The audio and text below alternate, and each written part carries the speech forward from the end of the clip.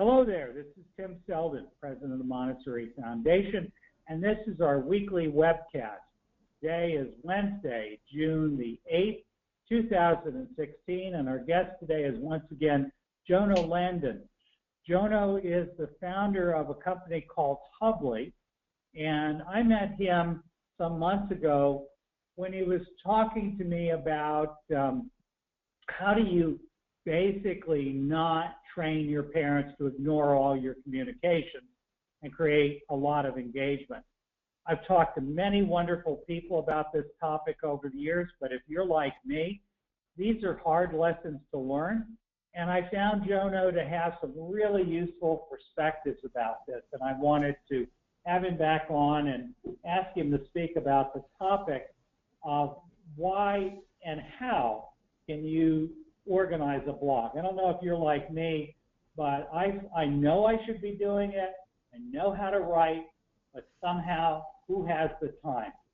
And Jono, I think you have some ideas about why it's important and how we can get around our limited time. Jono, thanks for coming with us. And Michael Dorr, thank you for co-hosting with me as always. I'm glad to be here. Thank you, Tim, and hi, Jono. Nice to meet you. Likewise, a real pleasure. And I just want to make sure you guys are hearing me okay. So Tim, can you just give me a, just an okay that my audio is coming through? Your audio seems to be fine to me, Jono. Excellent. Okay, well, really excited to be back with you guys. And as you mentioned, the topic of today's webinar is all about blogging and how schools should be using them, as part of their overall marketing and communication strategy.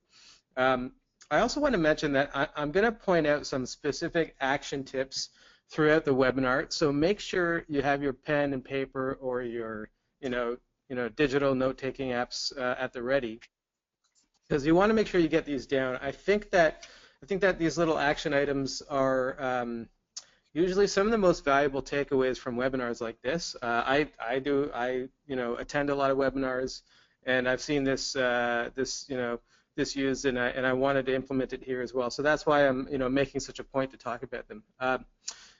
There's also going to be a free downloadable cheat sheet to complement the information in the webinar, and I'll be sending that. We'll be sending that to you afterwards, and so you'll get an email on that. And lastly, the last time Hubly and the Montessori Foundation did a webinar together, it was kind of an off-the-cuff offer that we made to all the attendees for a free website assessment, and the response was actually huge. So since it was so popular last time, I figured we should do it again. So we're going to do the same thing today and offer an overall web communications assessment so you can get a good idea as to how you can improve your overall digital communication strategy. Of course, a huge part of that is your blog, and that's the topic of today. So, okay, so moving on. So what is a blog, right? It's kind of funny, like it started out being called a web blog, and then, of course, like the lazy internet community had to shorten it down to just the word blog because, that's what we do. And I think it's important also for us to talk about what are the goals of a blog. So what does a successful blog mean? So with blogs, the general business case is that you're posting original articles on your website, and there are different uses of a blog depending on the business you're operating. But generally speaking, they all have two main goals. One is to engage your current customers, and the other is to engage prospective customers. So, both of these are meant to increase your revenues. It's really that simple. It's not a place to just wax poetically. This is a business implementation. So just so we're on the same page. This is about using the written word to make your current and prospective customers happy to pay you money, essentially. To get really down to brass tacks. So if we use that to set our direction, we can start to frame the use case of a blog or a school fairly easily.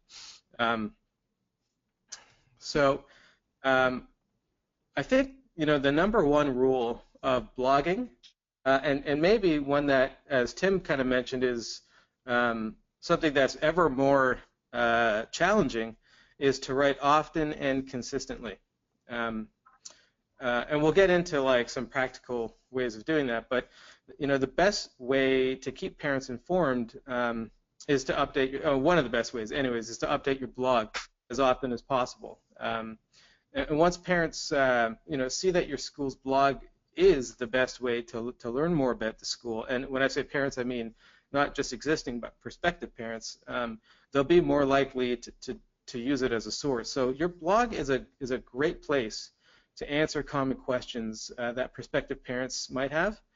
So if you notice, like what you want to do is you want to take notice of like questions that you're getting, through your enrollment process or your inquiry process about the school, and you want to, maybe it's like questions about like bus routes or extracurriculars or, anything that's, a common question. You can create posts about those, that dive deeper into these topics, as opposed to just pasting all this information on static pages in your website. The blog can oftentimes be a much better way to communicate this stuff. And I really want to say that often is important, but even more important than often is being consistent. So whether your school is like just thinking about starting a blog, or you're dusting off the cobwebs from sort of maybe an inactive blog. One of the biggest things to keep in mind with blogging is consistency. Like, one of the most important elements of internet marketing is trust. And I know I'm talking to education experts and early childhood education experts, and I think everybody understands. I don't need to beat a dead horse. Like, trust is built with consistency, and I think you all get that.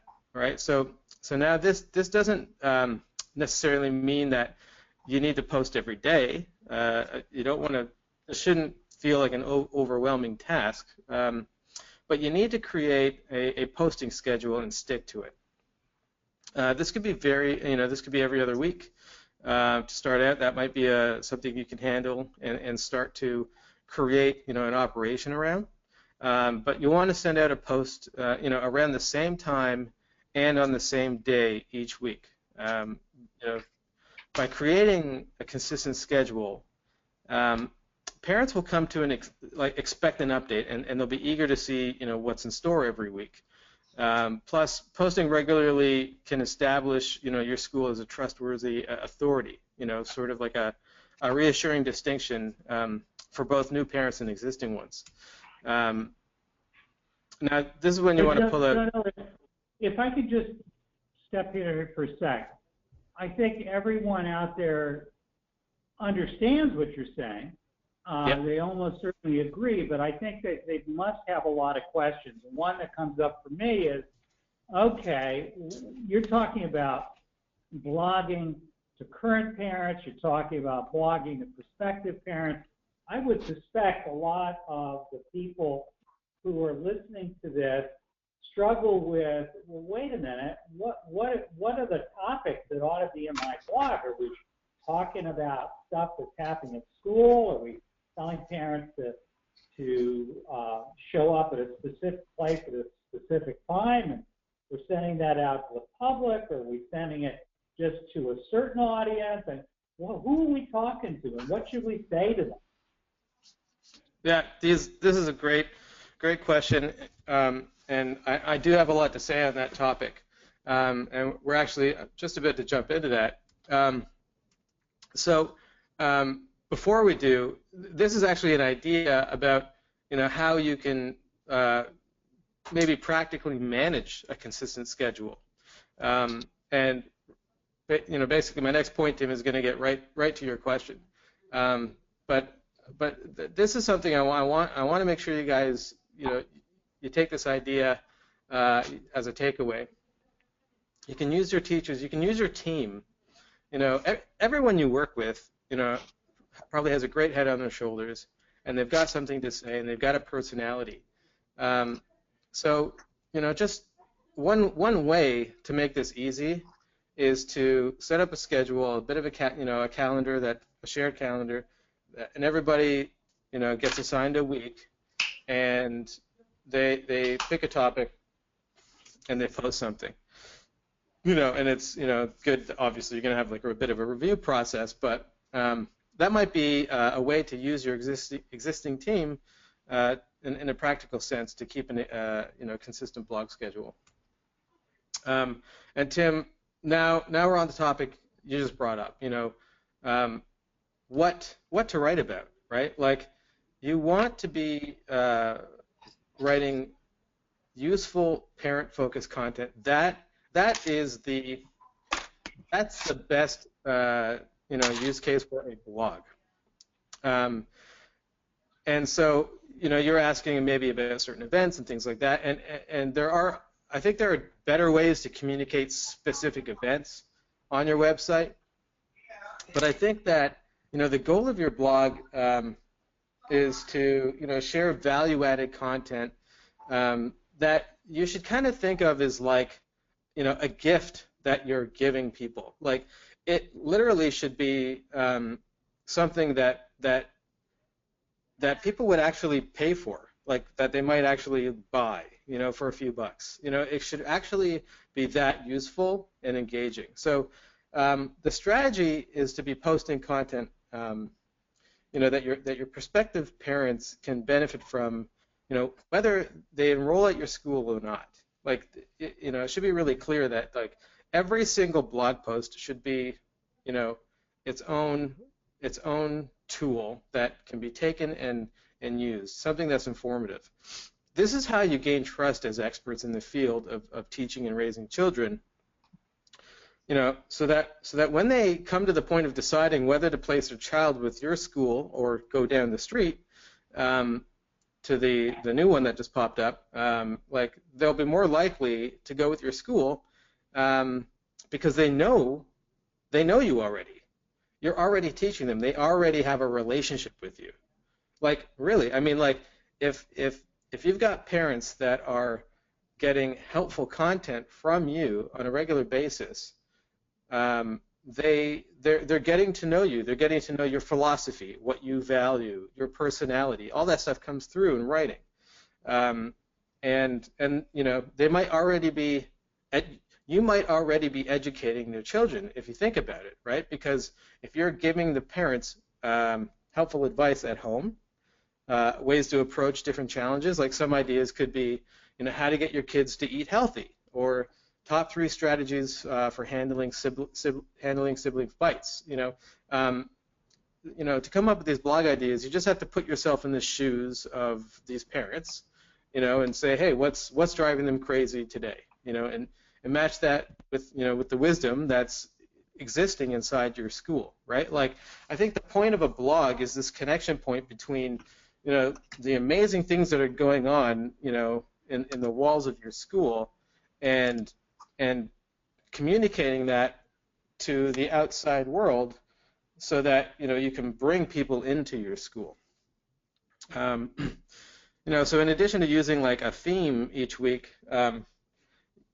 you want to write down also, I would say, relevant topics that that parents care about. So if you're taking that strategy of working with your teachers and your mid team to to like sort of schedule out topics and a workflow, you can get everyone to do a little research too. Like, that should be part of it.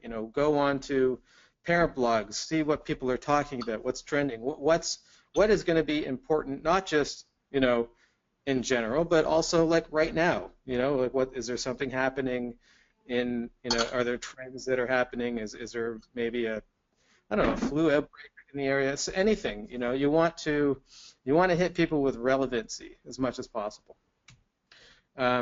So you're not again, you're not talking necessarily about what's happening at your school.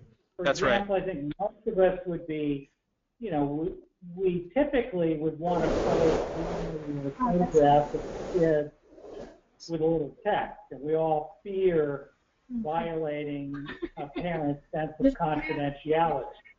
I know you the cares, probably the care. Right. Sounds to me like someone has the microphone muted. Let me see if I can find out who that is.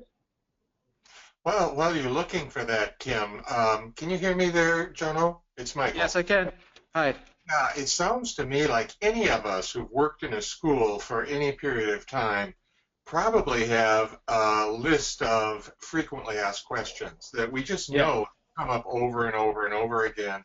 It seems to me that could be the genesis of your beginning. You want to start off a blog, you know that parents are going to ask about the organization of the school. They're going to ask all sorts of things about how classrooms run, how do you teach reading, what's the Montessori approach to discipline, what about toilet training at home. These are things that I mean, we could sit down and make a list right away off of those FAQs. Yeah, and I think that depending on the type of information, the blog is the right place for that, or static web pages on your website are better places for that. And I think that and that takes a little bit of just being a web communication expert as opposed to a school or a teaching or education expert, where there's what you really have to try to do is manage your information architecture to place the different pieces of content in the most appropriate place that and this is maybe the most important element of this, where parents would expect to find it, because they people that like everybody that uses websites today, your parents are going to be pretty active. They're going to have common behaviors. They're going to be used to certain information patterns, and you want to make sure that your website matches those, and that you're not blogging with information that they're used to seeing on regular web pages, and you're not putting sort of like information that they would expect to see on a web page inside of a blog article. Like things need to match with really what the rest of the world is doing, so that your communication style doesn't come into conflict with their expectations, and that's so crucial. Jono, that's a really important point that you're bringing up. And again, one person has asked the question: is a blog better than a Facebook page? Yeah, they're really different. And this is the thing. Like a Facebook page and a blog, although they're related and connected, have they just have different approaches. I mean, a blog is I mean, you have to think of each one of these different tools with the same type of distinction as you would between a pamphlet and a billboard, right? Like a pamphlet and a billboard, really, I mean, they're both advertising collateral that are meant to help you generate revenue from new customers, but they're in a different context. The style that you write them with is different. The copywriting is a different style. They obviously are in a different location. You're not going to put a big billboard in your school office, but you're going to have a stack of pamphlets there, right? So like you have to also think about Facebook and Twitter and your blog and static pages on your website as these are all different pieces that are all interconnected. And the thing that I find fun about the digital communication tools is how they can interact with each other and help each other along. And it's really fun to tie them in together and see. And actually, what's really cool is you can actually track how people kind of go through them and what they do, and you can A/B test them. And I'm getting into like topics that I could just talk about for hours, but to try to focus on the topic of today, which is one piece, and I really do believe that the blog is the most important part of your digital communication or digital marketing platform if it's used correctly. And I mean like just using basic best practices, which I generally don't see happening inside schools. I see schools using different tools really the wrong way most of the time, and I see, yeah. I mean, ultimately, that's why we came up with Hubly, because our goal is to like help schools not try to be, so that they don't have to become experts in all these different tools, and just like boom, here you go. Here's a platform that does everything the way you need it to, according to like best practices across all industries, but kind of specialized for schools. And so that's why I could rant about what I see at schools, but I try not to get too off track here, but I think that what you want to remember, is that on a high level, just in general, the topics that you're blogging about need to be relevant, and you shouldn't. And you really, another thing you might want to keep in mind is, you don't want to plan too far out. So because if you're trying to be as relevant as possible, you're going to hit on some things that are kind of popular in the moment, but not be all that much of a big deal in 6 months. So there's information you're going to communicate that it's timeless, and you want to do that as well. And that gets down to like Montessori approach to different forms of education, or but when you're also trying to hit parents with different kinds of different kinds of content that is engaging and hitting them in different aspects of their lives, you don't need to think about a 6-month strategy. You want to just kind of keep it 4 to 6 weeks, maybe 8 weeks. It also just helps you keep your planning sessions a little shorter. And you might want to ask just like a small portion of your teachers at a time, to contribute ideas to a list, so you can plan out, the next 2 months, and once that time's passed, just roll, grab another batch of teachers. Obviously, depending on the size of your school, you might not have a whole, you might not have 2 batches, you might have only 1 batch, but, that just helps, make sure that your blog is, constantly fresh, and has topics that are still relevant.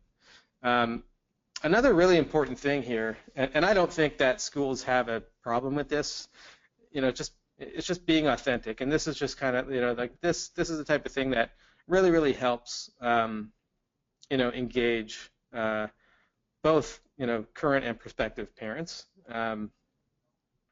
So on top of being relevant, you just want to make sure that your blog showcases your school's values, and really always kind of comes back to your school's mission. So like, if the goal is to connect with parents and build a welcoming community, then authenticity is really important. And to do this, you need to find topics that are relevant, but also reiterate the message and the values of your school. Like maybe your school has a big emphasis on volunteering. And I see this with all of our different customers, right? So like I see some schools that are like really, really, really big on volunteering. Like their parent packet has, they use Hubly's digital enrollment. So, they'll have like, I don't know, I've seen some schools with up to like 50 different, parent volunteering opportunities that they select through their their digital parent packet on Hubly. But some schools don't do that, some schools do a lot of fundraising, and some don't do any fundraising. I've got schools that say we charge tuition and we don't want to ask our parents to about donations or to badger their families. And some schools, it's like a big part of their of their culture. So you want to show that. You want to show what makes you different. So anything that's important to you guys. So find topics that relate to these messages, and then you can also in doing so you can actually help gain more support from your parents. Keeping them informed on what you're doing and why you're doing it, with more relevant issues. And I want to mention, so like I kind of said before, like some information should be here and some information should be there. I would say keeping parents informed of what you're doing is probably better done in a calendar, a shared calendar, a public calendar. But why you're doing it, that's the blog. And I think that's kind of the distinction, right? You don't want, please do not, and I see this happening at so many schools, and it makes me cringe, but I see blogs and newsletters going out with just details and details and details, lists of things and what's going on, and like reminders and announcements. That is not what a blog is for. There's better ways of communicating that information in context so that people are informed the way they actually prefer to be informed, but just dumping everything on everybody like a catch-all fire hose, that is not how you, number one, that's not how you get parent engagement, because it's just too much and it's boring, and it's not how you engage, certainly not prospective families. And even existing families, they don't want that either. I can tell you right now, if that's what you're doing, you're actually training your parents to ignore you, and that's like my catchphrase. Like schools today train their parents to ignore them, and it's the reason why. Can you elaborate on that? Yeah. Well, I mean listen. If you keep on getting emails from anybody, any business organization, where 90% of the information is irrelevant to you, and you have to sift through it and find like one or two sentences or one event in a list of 30 that actually matter to you, that's just not an enjoyable experience. Compare that to actually being taught a lesson about how to like get your kids to eat more vegetables, like with something that's entertaining and has a nice light, like that's something that like parents care about, are going to read every word and enjoy it and share it with all their friends. Can you imagine what would happen if all of your parents took an article that you wrote and shared it on Facebook to all of their friends, right? If they just said, hey, click share. People on average have 125 Facebook fans. I think that's the average right now, Facebook friends. And let's just say, I think on average about 25% of their friends will see your post in their feed. If you do the numbers, that's really exciting, because guess what? I mean, if you want to like help your enrollment, get your parents to like promote your school to their friends, right? Like, let's be honest, that's the best way to boost your enrollment. Good content is your most likely opportunity to actually get your parents to promote your school. Don't tell them to like take this pamphlet and shove it in their friends' faces.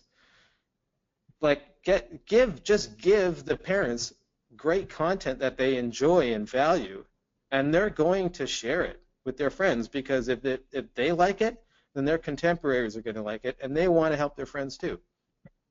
That's how you grow your school. And if you want that not to happen, then send a 4-page newsletter or blog post with one sentence that matters to the parent, because they're just going to ignore it, and they're certainly not going to share it. And so we at Hubley, we actually track parent, like the parents' engagement of all communications that are sent from the school outward, and what we see is a much higher engagement from the more relevant the information is, the higher it's engaged. Meaning, the more relevant, what I mean is like the higher percentage of relevancy. So, what you should really be doing is sending parents only 100% relevant information, and a blog should be your blog post should be 100% relevant to your customer base, your market, your existing customers and your prospective customers. And the great thing is they're the same people. And in this content, it's going to speak to both. If you're hitting the right topics and writing the right content, you don't have to think about like separate articles for existing and and perspective, they're the same people. They need the same information. Like this should be, they're going to go to the store and buy the same book, right? They should, that's the type of information that they should be getting from you. Stuff that like they will just use, whether or not they're a parent at your school. So, and that's really the bottom line, is to create topics that resonate with parents, and they'll be happy to share your school virally. And the point is, you don't want to try to force it, as I kind of mentioned before. So when choosing topics, you want to identify like the underlying theme or the message that the post is trying to drive home. And just as much as you can, tie it into what your school stands for. And you're going to be doing that. You don't have to like break your head over that. By simply communicating it, you'll be telling people what your school stands for. And it's not like the other Montessori school or the other private school or the daycare a mile away stands for something so drastically different. That's not really the point. You guys could have the exact same philosophy, but what's happening is you're creating the relationship with that parent, and they're going to appreciate that, and they're going to feel that they know you because they will know you, because they're learning about you by this content.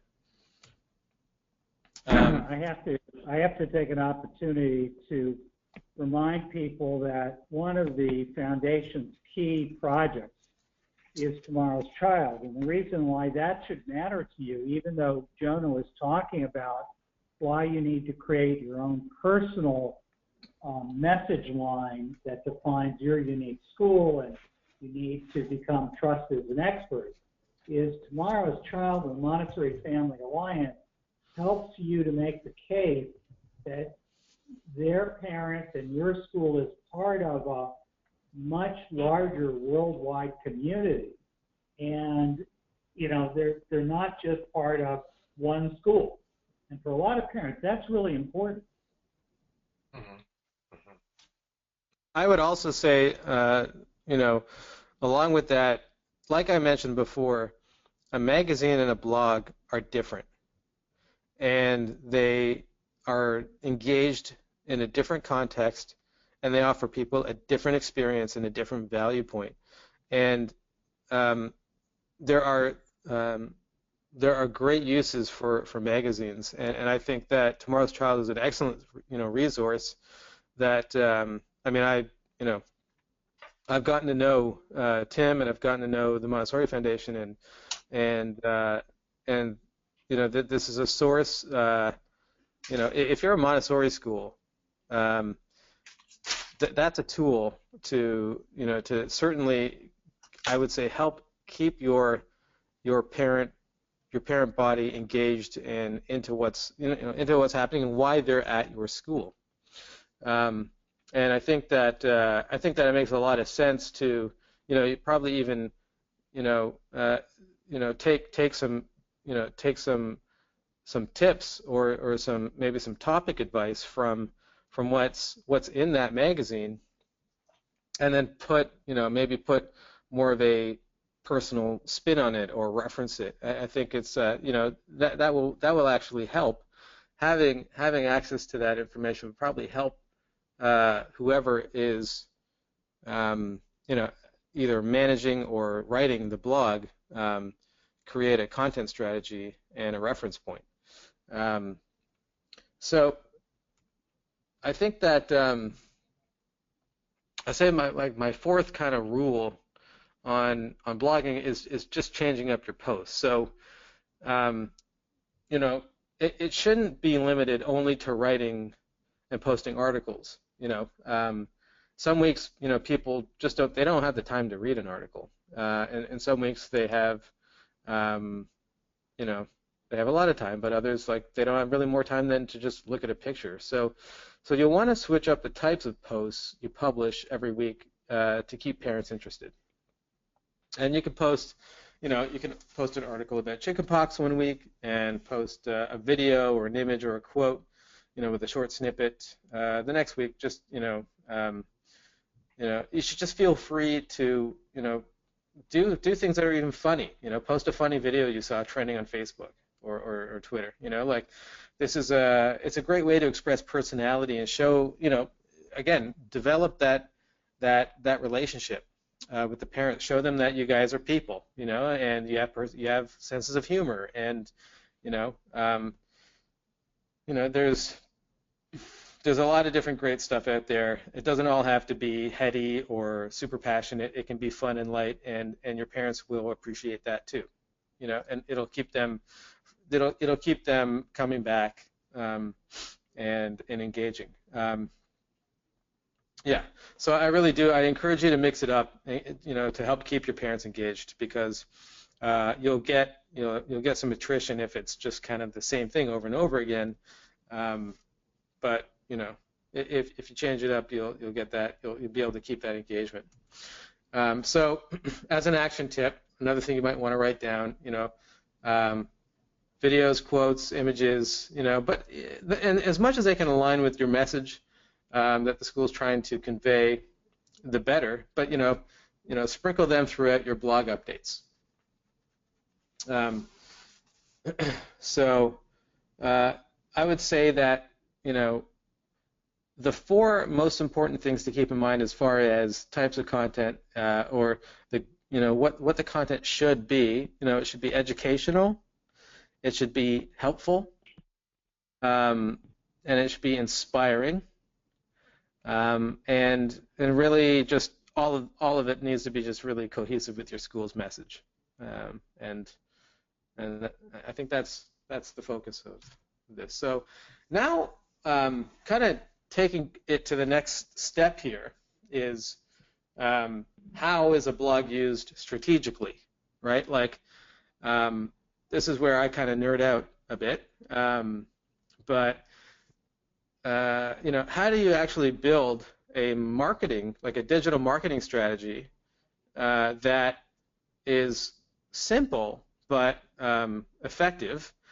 and automated? And I think that's the key thing here. It's like you want to have certain things that you do. You want to, obviously writing the content is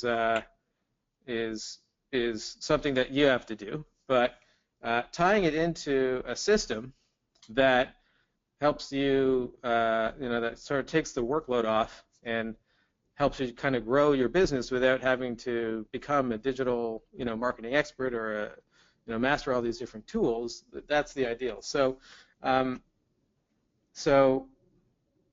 the question is, like, how do you make sure that, like, the value you're building in your business with all this great content is actually realized, now.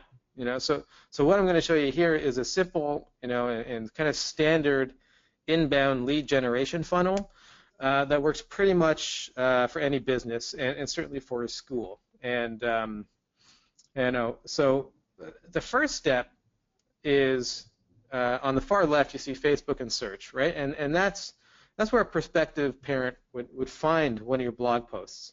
Either by searching online for something that's relevant, or seeing it in their Facebook feed. So we talked about parents sharing it. You could also place an ad that puts that the blog post right into Facebook. So if someone's asking what's the difference between a Facebook page and a blog post, well, a Facebook page is that's I would actually say every time you add a blog post, it should automatically be pushed out to your Facebook page, but not the entire thing, just basically a summary and then a link to your blog, right? So that's what you do with a Facebook page, so that the people that are following you or liking your page will be informed that there's a new blog post out. So it's part of your sort of automated system. When you write that post and you publish it, it gets pushed out to Facebook. And so that's how you do your blog post. Now, once they're on your blog post, so if you take a look at that middle image there, that's blog post, just a little wireframe design of a blog post, you'll notice on the right side there's that little form, and what we call that is like an opt-in form, or in a school like an inquiry form. So every time somebody's reading one of your blog posts, they're not going to fill that out, but either they will the first time or maybe they'll never. But a percentage of people that read your blog post, especially if they're reading it over and over again, they're gonna want to get in touch with you, or when it's the right time. Either right now they're looking for a school, or maybe their kid's in another school, but they're engaging your content because their friends shared it on Facebook, and they love your blog post and they're reading it. It's informative, and coming next year, they might want to inquire about switching schools, so they can fill out that form. A couple things can happen automatically. So they can go, or these are the things that Hubly suggests. Our system does this. Now, you don't need Hubly to do this. You can use a bunch of different tools to make all this work. Hubly makes all this work all in one without you having to figure anything out. We have all these tools built into the same system. But each one of these steps, there's multiple, myriad of tools for each one of these individual steps that you can kind of cobble together. So after they fill out that form, they can start getting automated emails. So that's what so if you notice, there's an arrow down to the email drip. So what that means is just drip. That means like on a regular basis, every time you post a blog article, you're going to send them a newsletter, specifically saying, hey, so and so, just want you to know about our latest article. Click here to check it out, and they're going to get it on a schedule, just like your blog is a schedule. And then also when they fill out that inquiry form, so that just happens no matter what. But if they fill out the inquiry form, the next thing that they're going to see immediately is they're going to get taken to what's generally called a thank you page, which is thanks for filling out the inquiry form. And one thing we suggest be on that page is an actual schedule to that where they can automatically sign up for a tour. So that's another thing that Hubly has. Automatically they can be taken to a page where they can just go ahead and select an available tour session, tour appointment that you've pre-organized, that's tied into your schedule and everything. So so now the prospect is prospective parents added to your system, and they can receive weekly email newsletters, and then of course you have their contact information, and so in the worst case scenario, they're just going to keep on getting really awesome, helpful content from you and just appreciate you. And in the best case scenario, they're going to sign their kids up in your school. And a system like this can make it really, simple, and where all you have to do is make sure that you focus on what you do, and let the system do what it does, which is make sure that it's getting your great content in front of the eyeballs of the right people and engaging them and keeping them in the loop to know how to reach out to you and go through your onboarding process. So that's really, I think, I mean, first of all, I'd love to field some questions on this if there are any, but I think that's, hopefully I've covered in general how you want to approach the blog content, what type of content should be in there, and where does that sit in your strategy? How do you actually use this to grow, the most important, key performance indicators of a school, which is, of course, how well are the kids being educated, but also, are you actually growing? Are you filling up your enrollment? Do you have, are you getting that waiting list, or are you under capacity? And so this is meant to really help on that, enrollment, capacity increase. So I see you talk about email drip. I suspect people wonder what that is. Okay. Email drip is, yeah, it's kind of a general term, but all that really means is that, the people that have signed up or quote unquote opted in are getting regular communications from you that is just about letting them know that you've got more great content for them to read. In the most basic sense. I mean, you can be a little bit more strategic, or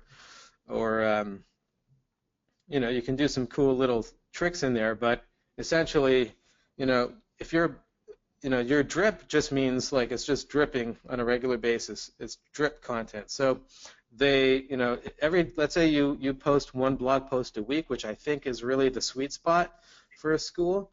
Then every time you post a blog, there should be an email newsletter, which is your drip, that goes out, that morning to inform all the people on that list, to go check out the new blog post. And that's just a drip every week, Monday at 11 a.m. or, whichever day you think is best.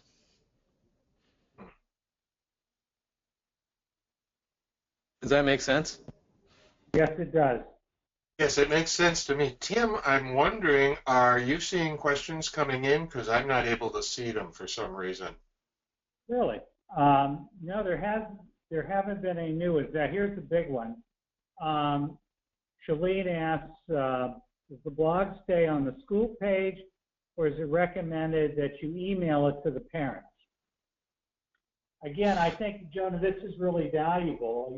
She's talking about an RSS feed or some kind of way of communicating what's posted to blog. So can you take us again through what is the difference between a blog and a web page?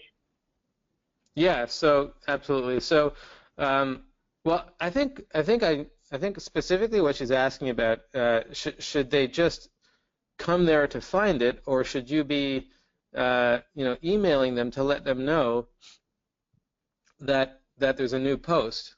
And really, that's what you just be sending out an email. And I think that she's basically asking, how the devil do they know a blog got posted? Exactly. So you want your system to do that automatically. And I mean, it's not that hard to do it manually either. Or at least, what you want to do is set up a few posts in advance and set up some emails to go out in advance to, you might want to set that up for 4 weeks in advance, so that, that Monday morning at 11 a.m., everybody on the list that has, that is signed up or opted in, is getting that touch point from you. That's simply just a value add. You're not asking for anything. You're not whacking them over the head with a bunch of kind of boring information about dates and announcements. It's just, hey, I mean, and so this can be completely separate from other, and this should be separate from other communication. Please do not try to sort of mash everything into one email. Make sure that you think about these different forms, these different kinds of content. You want them to be sort of categorical. This is blog. This is our blog newsletter. And it is its own thing. It's like, it's not. It's almost like it's not even connected to your school. I mean, it is. Obviously, it's coming from your school, but it's not about reminding people about other things going on. Like, just keep it totally clean and keep it just 100% giving. Like, that is the point here. Like, this content is a gift. You're not asking for anything. You're not trying to remind people. It's just, here, take this. You're welcome. And that's what it should be. And the newsletter, that goes out regularly, you want to inform people of that content. You don't want to just, I mean, essentially, just sitting back and waiting, expecting people to just come, to your website that's just not going to happen. You might get one or two parents that are, that interested, but you want to be sending it to them, and then so every time you send it to them, a percentage of them are going to open it, and read it, and a percentage of them aren't, and it's going to be a bigger percentage that don't. But every week, the people in that percentage are going to change, and it's as long as you're writing educational, useful, inspiring content, funny, lighthearted, uplifting, whatever it is, it's something that they actually enjoy and appreciate, then they're gonna keep you in a really positive light. They're gonna really appreciate their relationship with your school. And that's the goal of this. This is about building relationship with, the current or prospective customers so that they feel really good about parting with your $14,000, $15,000 tuition every year. That's what it's about. Like you're giving them value. You're just adding value to the relationship. That's all the blog is about. And by doing so, yeah. Go ahead. Go ahead. I was gonna say, and by doing so, you're helping your business bottom line, but you're doing it without even asking for business necessarily. Like if they read the article, like you're gonna have this call to action on the blog post, and a percentage of those viewers are going to enter into your enrollment funnel. And I want to actually talk about. Let me just minimize this for a second. Oops. Hold on. This is what I want to show here. So I've put together, just want to see, are you guys seeing this okay? This spreadsheet that I have? Yes. Okay. Mm-hmm. I'm going to try to make it a little bigger so it's a little more obvious here. Okay. So I want you guys to work through this with me. This is what I built as what I call the blog ROI Calculator. Okay, a return on investment. That's what ROI stands for. I'm sure everyone already knew that. So, so let's just say that your school has 100 kids. Okay, maybe that's high, but this is just a row of some assumptions here, and I just want to basically show what a blog could do. But I want to get agreement from you guys and maybe from the audience as to what these assumptions should be. So let's just say you've got 100 kids. Is it fair to say that every year, you can get on average 10 new families enrolled, 10 new students? Yeah. Okay. So now, what percentage of new families are going to come from referrals? What I've heard, what I can assume is that 70% of those new families are going to be from word of mouth referrals. Is that accurate, or should we bump that up? I think that word of mouth tends to be very significant. Yes, okay. So what should that number be? Is 70 okay? Should we move it up?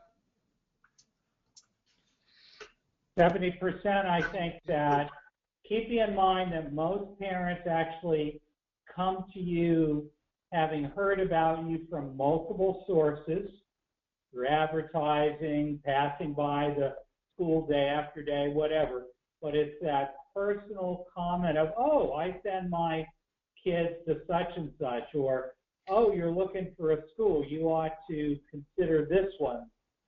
Or just someone asking and saying, hey, Tim, I'm thinking about sending my kid to that school. What do you think?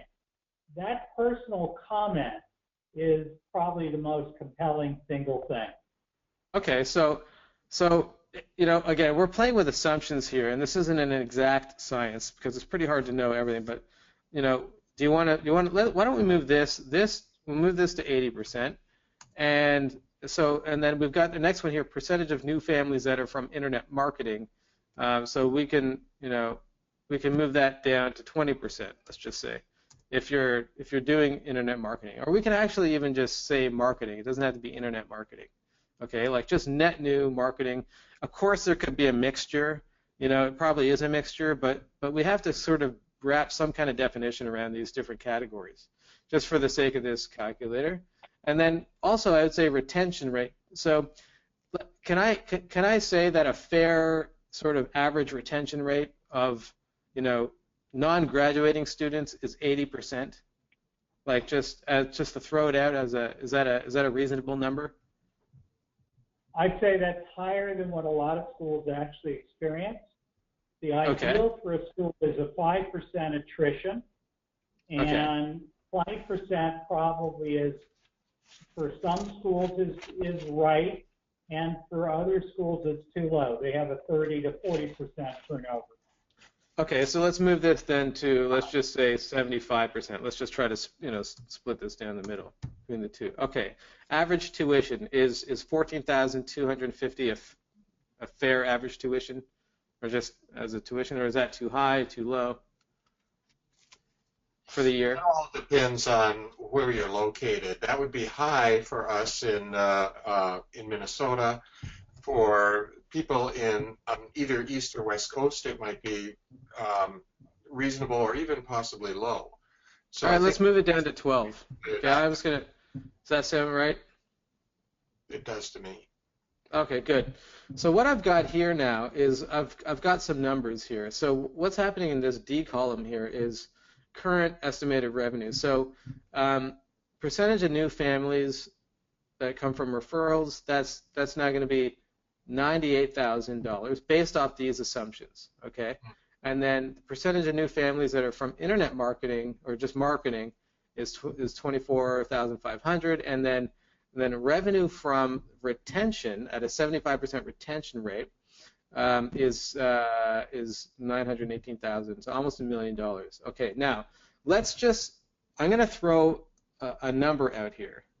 Like what a blog can do, what impact it can have on these numbers. So my assumption is if a blog is used well, correctly, okay, and maybe not just blog on its own, but if it's used within an actual like strategy, a sound, digital marketing strategy, it can have, I think it's fair to say, a 10% positive increase, not overall, but just on top of these numbers. So, 80% would move to 88%, 20%, 22, 75, right? So what we're talking about is taking 10% and adding it to these numbers here, right?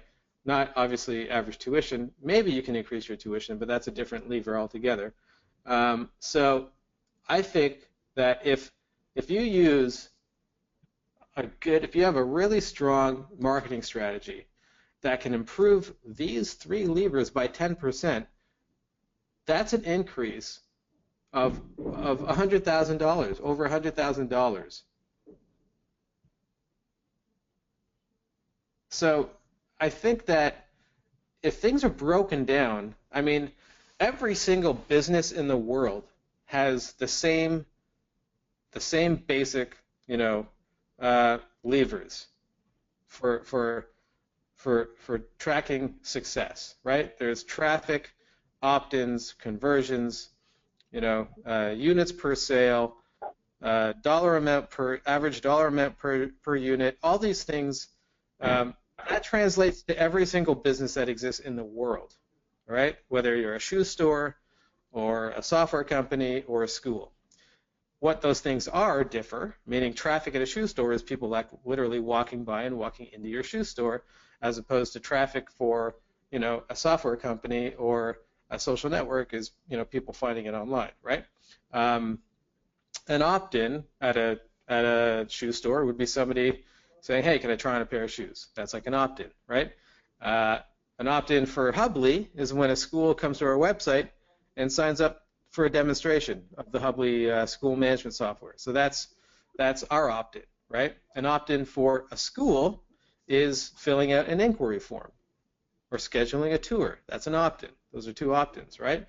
So like all of these things, if you were to take the approach of trying to incrementally take each one of those different stages, those different, I like to call them levers. I didn't come up with that, but there's just levers that, affect your bottom line. If you take the approach of trying to improve each one of them by 10%, right? Then you're, and that's not going from 10% overall. It's just taking the current rate and moving that up 10%. Then what you've got is a really sort of pragmatic way to go through your business and improve everything without trying to improve everything by 100%. But if you improve everything by 10%, you actually see a 100% overall revenue increase. And that's actually true. If you take each one of those, there's 7 levers. If you take each one of them, and every month you focus on one lever, improving it by 10%, you've actually got 100% revenue growth. So it's possible. Obviously, there's ceilings. There's only so many kids you can get into your school, and there's only so much you can charge for tuition, and but if you want to get to your capacity, your actual targets, you want to hit all these different aspects, and your marketing strategy is really important. And a blog is the centerpiece. Really should be the centerpiece of your digital marketing strategy that you then use Facebook with. You connect it to Facebook. How do you use it with Facebook? That's a whole other webinar, and I'm happy to talk about that. Also, by the way, like I said originally, we're going to send you an email, and you can sign up for a free website and digital and web marketing strategy, and we can take a look at what you're currently doing, and we can actually, give you some suggestions for different things that you could do to, not only build your blog, but also how can you tie it into Facebook? How can you use it to, build some automation to, to be able to grow your revenue without actually having to do manual work and having to learn how to use these different types of systems. So that's obviously what we do at Hubly, and we're happy to do a free assessment for anybody that's attending the webinar today. Jonah, we have a few questions that have come. The first is Emma came in late, and she's just asking, can you just clarify, since she's interested in Hubly as a service, can you explain how blogging fits into Hubly? Yeah, so your Hubly site can have a blog. So we can actually give you the tool to do the blogging. So all the tools that I was showing in that little strategy. Let me bring it back up.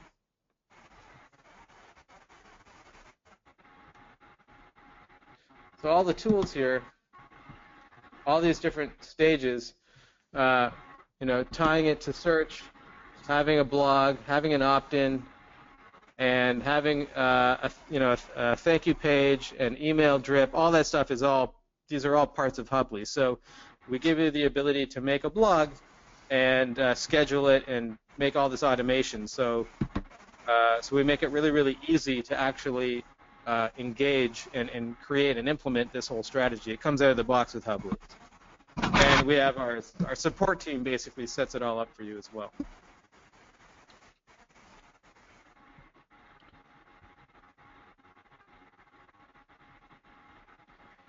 Tim, were there any other questions? Yeah, there are a few. John Landon is asking, and this, I know you covered it, but I think, again, for a lot of us, this is very confusing. He's asking, what step do I take to create a blog? Unfortunately, I had a hard time hearing that one. Could you just say that one more time, Tim? I'm sorry, my phone's battery started to die, so I went online. He's asking what specific steps would he take to set up a blog? So that would really depend on what tools he has access to. His website might have blogging functionality already inside of it, but he might need to add it to his website, or he might need to potentially use another tool that's a blogging tool. Like as I mentioned, every step of this strategy is each one of them. There's many tools and options for a blog. There's many options for scheduling. There's many options for email drip campaigns. There's many different solutions and services to manage Facebook ads and search engine optimization. All these things, there's each one of them has a whole, a myriad of different companies doing them individually. And so again, a tool like Hubly, I mean, the reason why, ultimately I'm talking about this today is because we're obviously experts in this, but our tool actually gives you all of this stuff in one, in one place out of the box. So, but it's certainly not, you don't need Hubly to create this, but what you will need is somebody that knows how to manage all these different pieces and actually make them work together, which is quite a lot of work if you're not sure how to do that now. But also there's an endless list of consultants out there that are usually not too cheap, but they'll kind of build all this stuff for you like custom. They're not cheap, but there's a lot of ways to make this happen. So going back to it, since I know that all of us who have looked at Hubly are still learning what it is, you've got a tool that does a bunch of stuff. Tim, I think you just got cut off, at least Groups. for me. I'm sorry? Yeah, Tim, we're having a pretty hard time hearing you now. Yeah, I can't hear you either. Jono and I are both having trouble hearing you. Okay. I'm just going to go silent. You guys just keep talking. Okay. What I can do, I guess since we've gone through really the topic of blogs, I can kind of continue and talk about, and maybe Tim, if you could mute yourself because there's also a lot of feedback coming from your mic. If I could go through, as I mentioned, why does Hubly exist? Because there's, on average, 20 different schools. Each school is using 20 different communication tools, and there's a lot of paper still being used, and this is a lot of time. Each one of those tools usually takes 2 hours per month to manage because they all have their own database. So you've got 20 different databases to manually update every time parents change their email address. It's just a lot of time, and then also a lot of paper. And one of the biggest benefits of Hubly is that your office can basically go completely paperless with all the digital forms and all the stuff and documentations and reports and everything that we do digitally.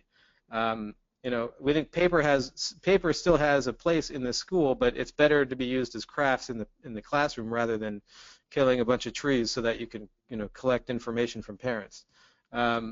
So the core features of Hubly is we give you a private social network, that's social groups, and paperless administration, digital files, scheduling automation, and online payment management, whether it's incidentals or also tuition as well. And so Hubly, I'll just kind of run through this a little bit. This is what a Hubly group looks like. So again, we're getting away from blogging, but this is like, let's say you're a teacher and you want to send a message out to parents. You can just go in here and into your class group and type a message, and you can also track all the different messages, whether they're delivered or opened or clicked or even replied to, letting you know actually if things are being read by your parents.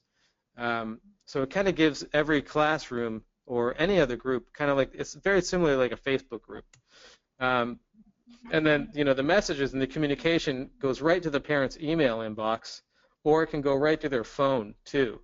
So again, removing the need to stack your newsletters full of details and letting them be more focused on value-added content, so that the groups and the other digital communication forms inside Hubly really take care of the day-to-day reminders and events and things like that, and make it really, really easy for the parents to get them, because it just comes right to where they already use their email for everything else, and that's where it comes, or their cell phone.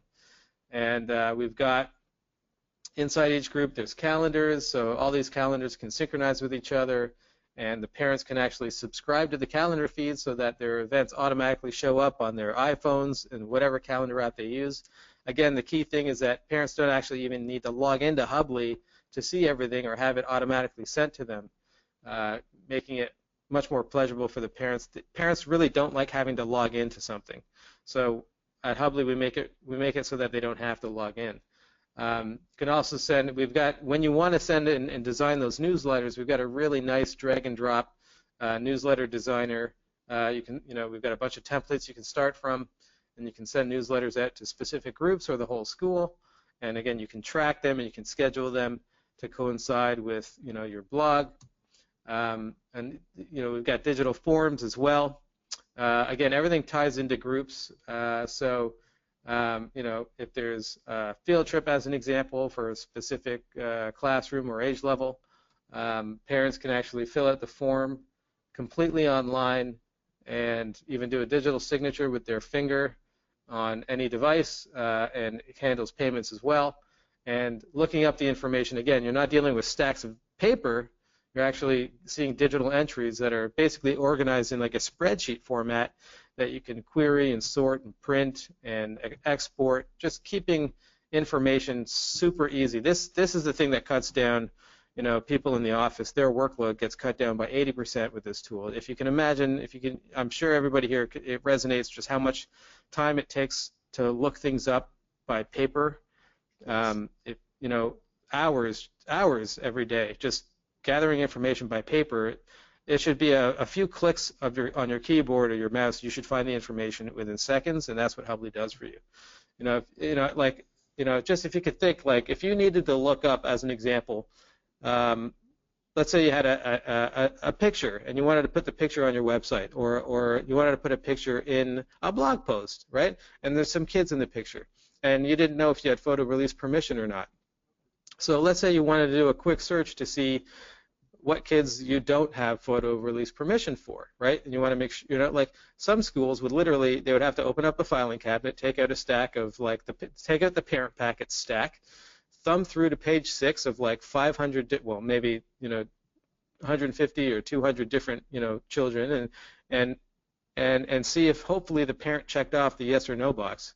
That can be time consuming, right? I mean, it's not fun. You get paper cuts, and the worst thing is it just takes a lot of time. So Hubly would make that literally, you could do that in 10 seconds. You could just query the entries of that form, and you could print it off as a list, or just view it. I mean, it's things that should take seconds today, unfortunately in a school still take a lot longer than they should. And also these digital forms can be used for sharing information, records and stuff like that privately with parents. So we have student pages where the teacher can select the form, select the child, and enter that form for the child. The parent can get a notification if you want them to, and it can all end up, again, it's kind of like a digital filing cabinet for each student that the parent has private access to. So all the different records or entries of digital forms, and this could be a field trip or it could be a scope and sequence report. Our forms handle all of that stuff, and it just sends it to the right place. And then we also do scheduling automation. So this is that example of that page where a prospective parent could schedule a tour automatically without somebody having to write it down. It'll send automated reminders. This is good for parent-teacher conferences. This is good for school tours. Anything where you're scheduling with parents, Hubly can make it all automated. And we're getting great reports from our schools. Like they're getting the highest, turnout rates than they ever have. Actually, 100% turnout rates we're hearing, because our system made it easy for the parents and it sent them reminders automatically. And you can set that up. It's kind of like you set it up and you forget it, and then it just notifies you when you want to be notified.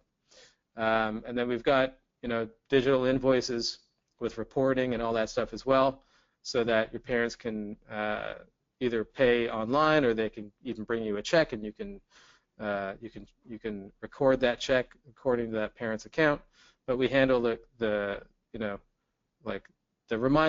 automated emails to the parents, reminding them, and they can pay right there online. When they get that email, they click on a button, takes them to their invoice. They can see all their history, their balance, and they can just pay it. You can also connect to checking accounts and do all that stuff too. And this is kind of like a high level, just like, the kind of automation that Hubly does. If you think about all the steps that are involved in, what all the steps of a prospective family when they first come into contact with you, again, from your blog, right? So like if you kick off this automation sequence after they hit your blog and then they sign up for an inquiry, then a staff person wants to be notified, and then it can create a task to the admissions officer. The parent gets automated emails that leads them to book that tour, and then again, if they're booked, the admissions officer, whoever they get booked with, can be notified. They can update the status. Let's say they update the status from inquiry to accepted. Depending on the status, it can send off other automated emails to the parents congratulating them on acceptance. And at any point in time, you can see where all the different parents are at what stage in your enrollment process. So you can say, oh, we've got 15 parents that are on the waiting list, and we've got 5 parents that have been accepted, and 4 of those parents have paid their invoice. So it just gives you a really easy, automated, and trackable experience to your onboarding, which can be really, really time-consuming if you're doing all this manually, or it can be incredibly simple and not time-consuming if you use a system that automates it. And then the last thing Hubly does is, actually a lot of schools use Hubly.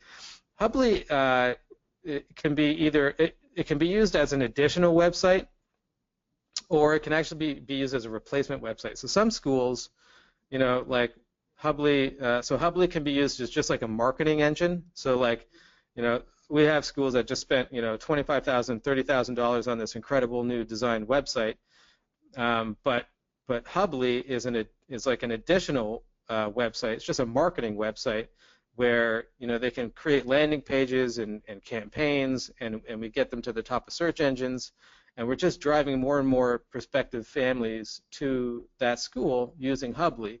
Whereas doing that on their beautiful custom designed website, to hire their designer to make a landing page would take $1,000 or $1,500, maybe $2,000 per page. Hubly, you can just do it, instantly. Basically, you can create landing pages for any specific keywords you want to target, or let's say you're doing a Facebook campaign, either for donations or for enrollment increases or whatever. You can just create a landing page on Hubly with a click and tie it all in. So it really is meant to be a marketing website, but a lot of our customers actually use their Hubly site as their website replacement, because it's a lot better than what they currently have. It looks better because there is a lot of design customization features, meaning you can add your logo, you can change the colors, you can drag and drop the layout, but and that's usually enough for most schools. Is enough, and so that's really what Hubly does in a nutshell. I figured since I'll take the opportunity to show you, since we had a few more minutes. Certainly, if you want to contact us, you can just go to hubly.com, and that's our phone number. And we certainly, like I said, we're going to follow up with you. We've got that offer for both the download as like a cheat sheet for how to manage your blog, and also a free website assessment where one of our team members will actually take a look at what's going on your site right now. Do you have a blog? How are you currently blogging? How are you tying it into other tools? And we can give you also just kind of a grade report on your website. How is it doing? Like, is it optimized for search engines? Is it secure? Is it mobile friendly? All these things that actually Google really looks at to help get you to the top of those search engine results and get you the traffic of prospective parents.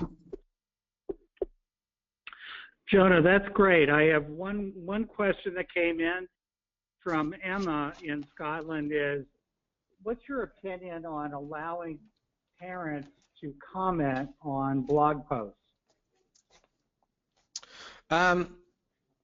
So that's a really good question, and you know, I am on the side personally of you should let them, because there is no better way to teach the world, or basically more specifically other prospective parents that might see that, how you handle responses. Like, what's the thing that everyone's worried about? What if they say something, or they complain, or they give you a bad comment or something, right? Obviously, it's great if they say, wow, this school looks great, and thank you so much, and I love you, and blah, blah, blah. Oh, my kids go there, this is the best, right? But what if they say something that's, negative, right? Well, most schools, I know the mentality is a little bit more traditional, and we just want to not let them do that, right?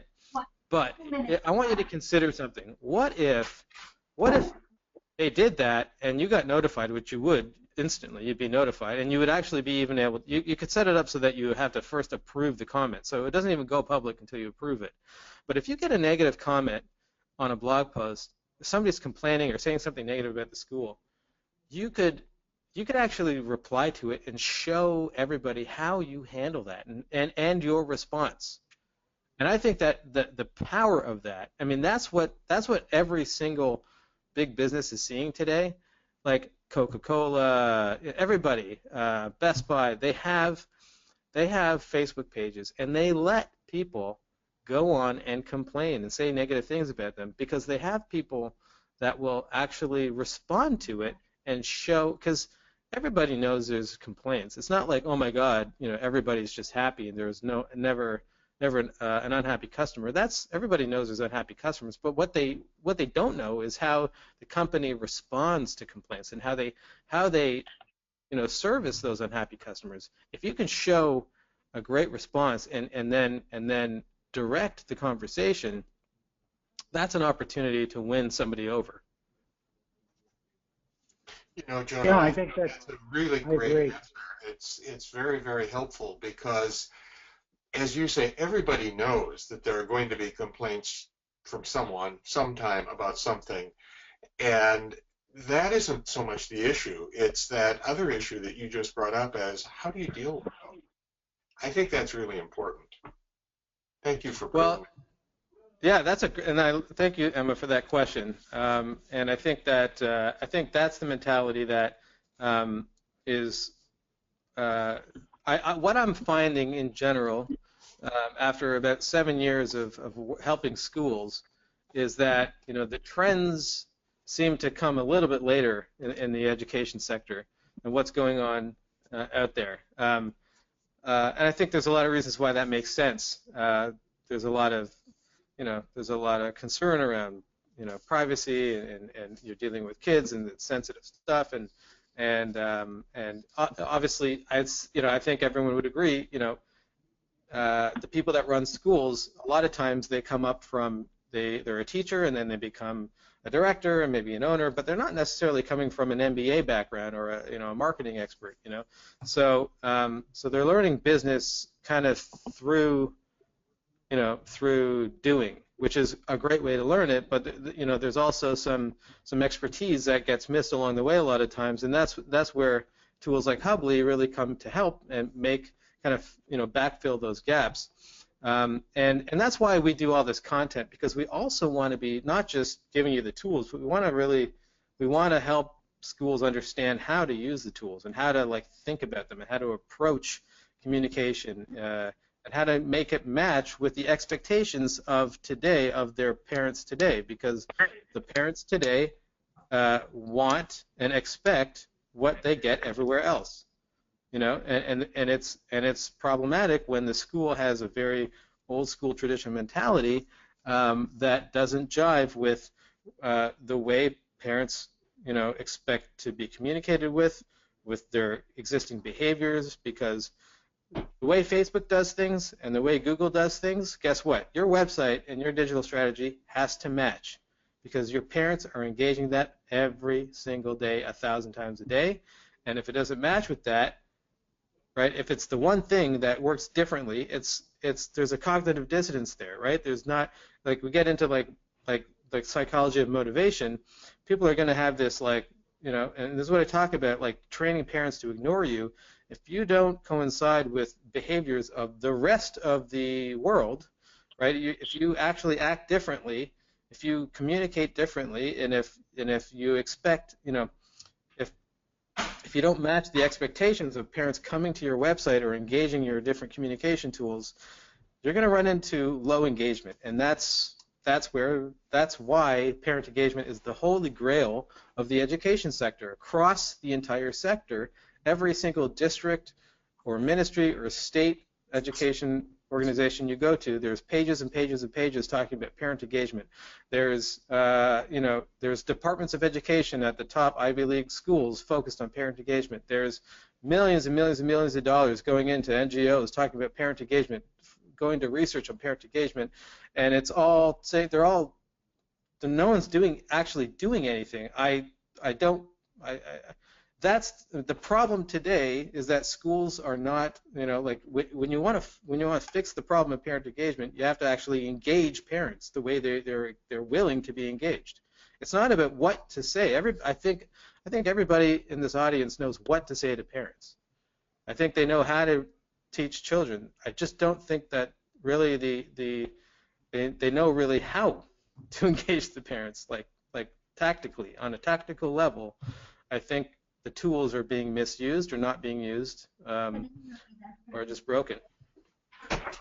Jono, I'm sorry to stop here, but this is Michael speaking. Unfortunately, I have a commitment that I have to leave. Thank you so very much. Go ahead, but I'm going to have to leave. Okay. Well, I think thanks, Mike. we really run out of time anyway, and Jono, you've done a great job of summing it up there. The bottom line, from my experience, is most of us have reached the point where we understand, in theory, that this is important, but I think many people are kind of where John Montour is at. How do you even set up a blog, no less? Right. What do you write about? And there's a lot for people to learn, and what I appreciate is that you are one of those people who understands, I think, digital marketing well. There are other people that know it, but you're willing to share your time with us, and I really appreciate it. You've also created an online tool that seems to supplement nicely what we do. And as you point out, you can kind of merge a number of different digital databases that you use together using Hubly. So it's certainly, for those people who choose to work with it, it seems to offer something that makes it a lot easier. So, Joan, I want to thank you very much for taking the time to be with us today. Well, it's always a pleasure. I always enjoy talking about this stuff. For some reason, I'm passionate about it, and I don't know why. It just gets me going, and that's why I made Hubly, because I want to see schools have an easier time bringing their communication up to the expectations of their parents. And I know that that's going to help parent engagement, and that's why we exist. So it's always a pleasure to have a platform like this with a great organization like the Montessori Foundation, who I learned very quickly by reading, Tomorrow's Child, understands the value of giving parents helpful, useful, educational, inspiring, uplifting information, content, because that's you can't do that enough. You really can't.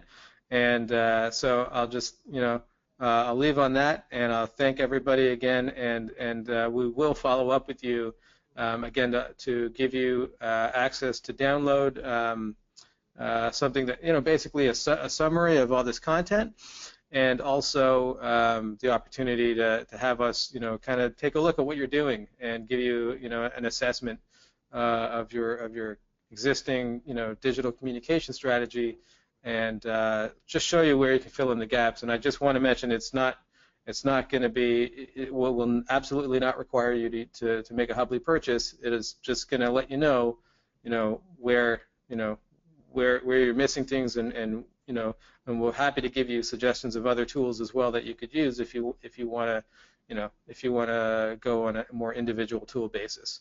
So thanks, guys. It's been a real pleasure, and good luck to everybody, and happy communicating. Thank you, Jono.